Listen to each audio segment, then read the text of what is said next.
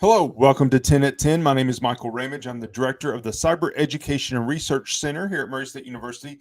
And welcome back to 10 at 10. 10 at 10 is brought to you through a partnership between Murray State University, Grow West, the Technology Council of West Kentucky, KY Innovation, and local partners Sprocket Innovation in Paducah and the Kentucky Innovation Station in Madisonville.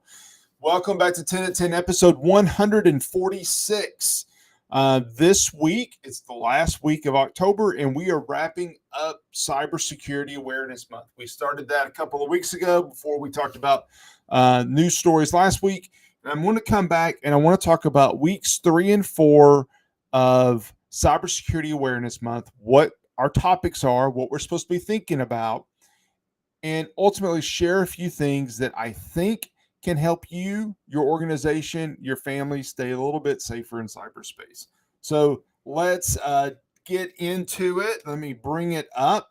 Week 3 was titled Social Media and AI. So let me share the 3 bullets here that I have on the screen first. Be careful what you post, keep it private, don't click the link. First of all, always be mindful about what you post. Always be mindful about what you post. If you were born in a particular state during a particular time range and you share the year that you were born on Facebook, everybody wants to share their birthday. But if you also share the year, then a hacker might be able to take your social security number and narrow it down to just those 2 middle digits. And that the only things they would need to guess are those 2 middle numbers to figure out what your social security number is. We don't think about that. We just think about people. We want people to wish us a happy birthday on Facebook, so we post our birthday. You have to be careful about that because there's a danger. If you're posting pictures of your kids, what is also in the background that they're going to be able to see? Are you geotagging it? There's a lot of components that you have to be careful about. And then who gets to see it? Is it set to public? Is it set to private? Is it your friends? Is it your friends and their friends? You have to be really careful about who is able to see your post. I have some posts that I post that I keep private. I have some that are public. If I'm posting for the Cyber Center, promoting a conference, then perhaps I want everybody to see it that can see it. But if I'm posting something about my family, I want it to be as private as possible. And then the last piece on social media and AI is don't click the link. Don't click the link. Don't click the link. I'm going to talk about this for week 4 as well, but let me bring this together with the title Social Media and AI.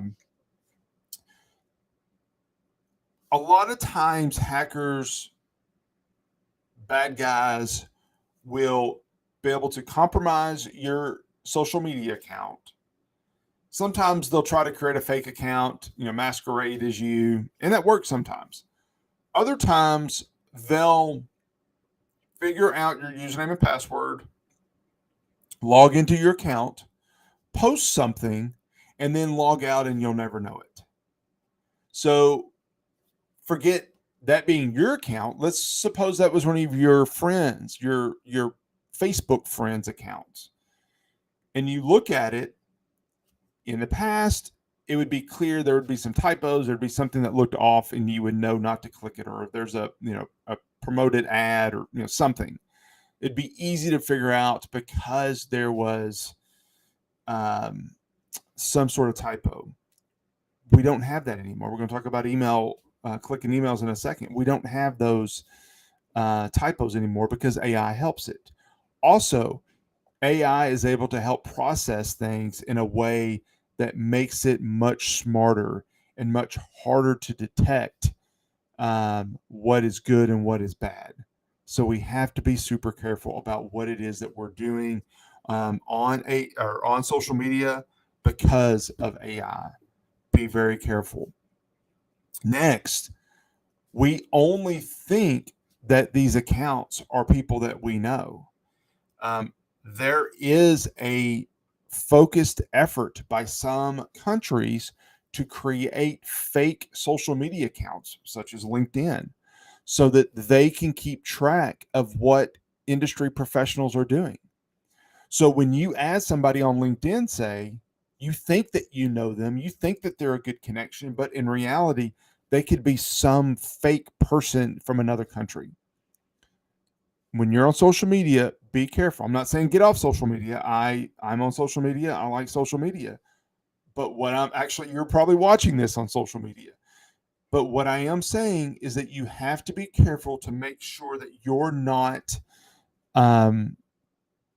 making yourself more vulnerable, more susceptible to an attack.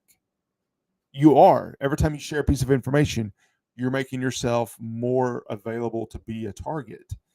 But we can do some things to still have the social media, but then also to reduce some of that risk. So that's the compromise that you really need to figure out. And then finally, week 4. Everyone in an organization is ultimately part of the cybersecurity team, both through their actions and inactions. This is an important sentence. And the point of this is that you can make a difference. You can make a difference. Everyone in your organization, if you're watching this, you're part of that team. But also, every person that's not watching this video is part of the cybersecurity team. If you choose to not click a link, then you are helping to make a difference in your the cybersecurity posture of your organization. If you do choose to click a link, then you're adding an element of risk to your organization that you are choosing by that action. So your actions, your inactions make a difference in the security posture of your organization, can make your organization safer, but also can make it more dangerous and more vulnerable to cyber attack. So that's an important piece that we have to make sure we get out. Everybody in your organization is part of the team, whether they realize it or not, whether they're the accountant, whether they're the janitor, whether they're the CEO, whether they're the secretary. Everybody in your organization is part of your cybersecurity team.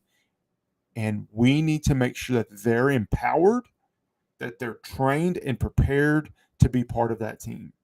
Part of that preparation is what this graphic shows on the screen, is looking for red flags.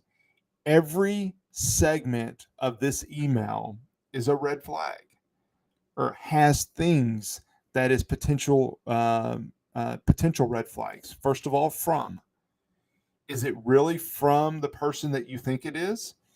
Do you routinely get emails from hr@yourorganization.com, or is it in this example is .cnet? They can change one letter and make it look like it's your organization, but in reality, it's something else. So you have to be very careful to make sure that it is exactly what it's supposed to be. I get a lot of emails that go to Michael Ramage, all one word together, no abbreviation, no period, no anything. I don't have that email, but I get a lot of emails that come to that. So when I look at the two, one of the things I look at is it actually going to me? If it's not, I'm not going to click it. Sometimes you get CC'd on something that goes to someone else. If I don't personally know that person, if it's a strange group that I'm not familiar with, then a lot of times I'll just delete it. If there's a hyperlink, I don't click it. Now, it's probably the biggest red flag. Don't click the link. If you want to look at it, you can sometimes hover your mouse over it and it'll pop up what it is. The date, maybe it's coming at an unusual time. If it's at a weird time that you don't typically get an email from that person, then maybe their email account has been compromised. Before you do anything in that email, I would recommend that you contact your colleague. Subject, does the subject look weird? Does it not match the email? Is it say reply to something that you never received? Is there an attachment that makes no sense that you're not expecting? Don't click the information. Is the contact look weird? Don't click it. Don't open it. Don't click it. Just ignore it, delete it. I actually got a phone call this week from someone saying, hey, I just wanted to make sure that you got the email that I sent over. If you could reply to that email to make sure that you got it, I'd appreciate it. First of all, it was from a phone call that person I didn't know. They never told me their name. They just kind of made it sound really casual. I actually think the voice might have even been AI, and it was from a spam email. So it's one of those things that there's enough red flags that you can trigger it and realize that it's a bad idea, and you choose to be safe.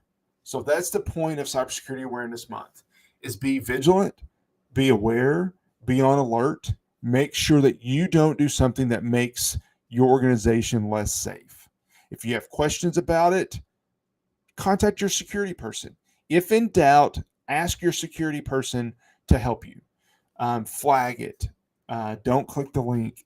All those things, strong passwords we talked about last week, and some of those pieces. These are things that you can do to keep your organization safe. If you have questions, I can answer them as well. So please feel free to reach out. Thank you very much. Enjoy Cybersecurity Awareness Month, and I'll see you next week back here on 10 to 10. Thank you. Bye.